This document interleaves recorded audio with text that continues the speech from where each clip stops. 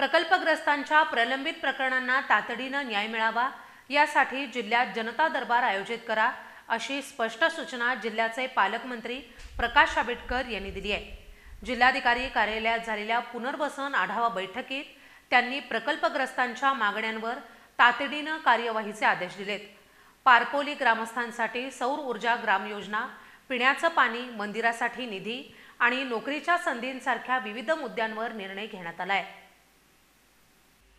पुनर्वसन विभागानं लवकरात लवकर जनता दरबार आयोजित करावा आणि प्रकल्पग्रस्तांची प्रलंबित प्रकरणं तत्काळ निकाली काढावीत असे निर्देश सार्वजनिक आरोग्य आणि कुटुंब कल्याण मंत्री तथा जिल्ह्याचे पालकमंत्री प्रकाश आंबेडकर यांनी दिलेत।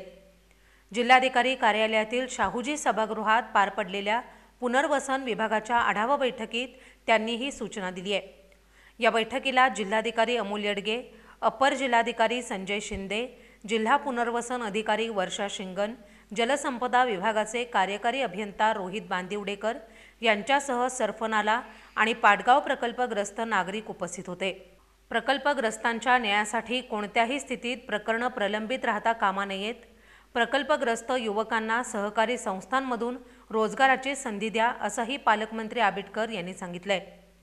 पारपोली शेळप वसाहत सौर ऊर्जा ग्राम म्हणून विकसित करावी, स्वच्छ पिण्याचं पाणी उपलब्ध करावं, तसंच रामलिंग मंदिरासाठी जिल्हा वार्षिक योजनेतून निधीची तरतूद केली जाईल असं आश्वासन त्यांनी दिलंय। सर्फनाला प्रकल्पग्रस्तांना जमिनीचं सपाटीकरण, आर्थिक मोबदला, नापसंत जमीन बदल तसंच शेतीसाठी रस्ते दुरुस्ती आदी कामं जलद पूर्ण करण्याचे आदेशही देण्यात आलेत। पाटगाव प्रकल्पग्रस्तांना न्याय मिळावा यासाठी गायरान जमिनींचं वाटप 2 महिन्यात पूर्ण करण्यात येईल। त्याचप्रमाणे 15 दिवसात प्रलंबित अर्ज निकाली काढण्याचं नियोजन असून जनता दरबार आणि विभागीय शिबिरांच्या माध्यमातून प्रकल्पग्रस्तांचे प्रश्न मार्गी लावले जातील असं जिल्हाधिकारी अमोल येडगे यांनी सांगितलंय। या बैठकीत विविध प्रकल्पग्रस्त नागरिकांनी आपल्या समस्या मांडल्या। पुनर्वसन विभागाचे अधिकारी आणि अभियंत्यांनी सद्यस्थितीची माहिती देताना लवकरात लवकर कारवाईचं आश्वासन दिलंय।